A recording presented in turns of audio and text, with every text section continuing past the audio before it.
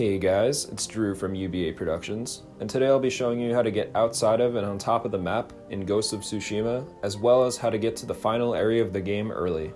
Okay, so the way this game is set up is that the map is broken up into 3 different sections, and at the beginning of the game, you start at the southernmost section, and normally in order to unlock the next areas of the game, you have to progress through the story and kind of do like a mini boss fight.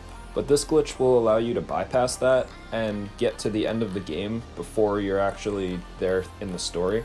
Now, when I say end of the game, unfortunately, that doesn't mean that you can beat the game faster for like speedruns and stuff, because all of the missions require that you speak to somebody to initiate them.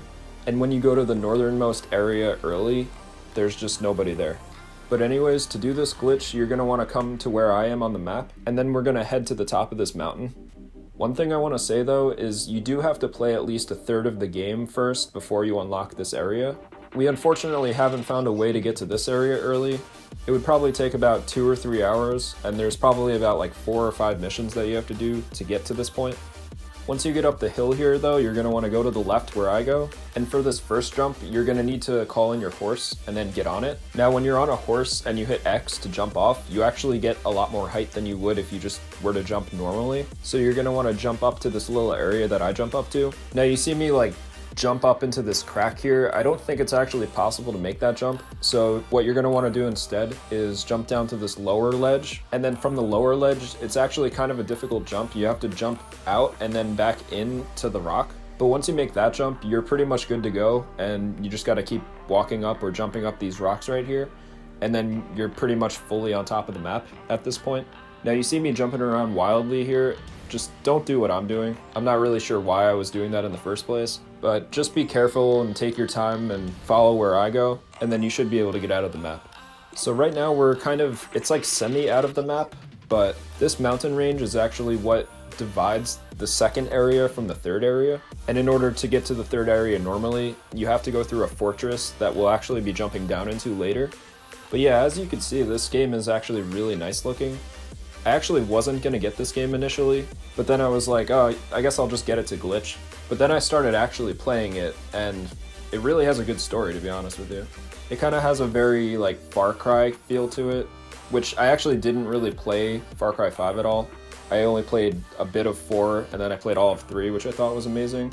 But yeah, even like the fighting mechanics in this game are really awesome, and there's like a whole upgrade tree that you could do, stuff like that.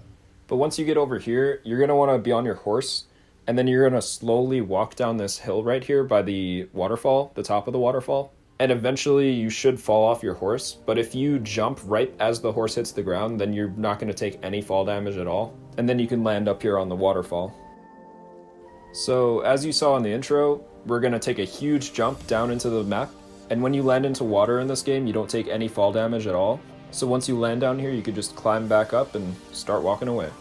Now, because we're not here in the story yet, like all of the doors are shut, but it's actually really easy to get out of the compound area, like the fortress.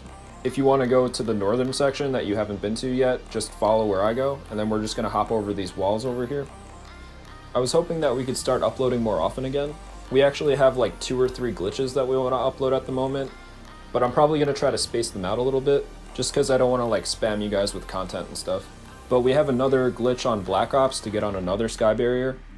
This will be the 3rd sky barrier that we're uploading from that game actually, so that'll be pretty interesting.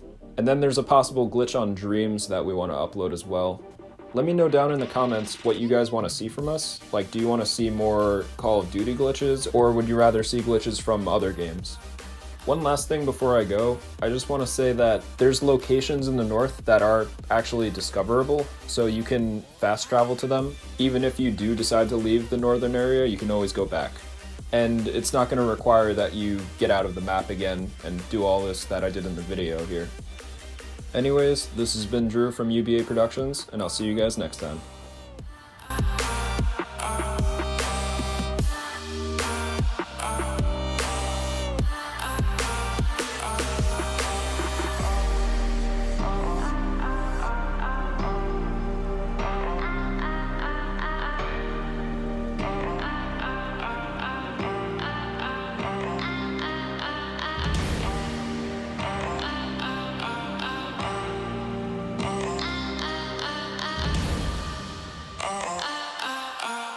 Tsushima.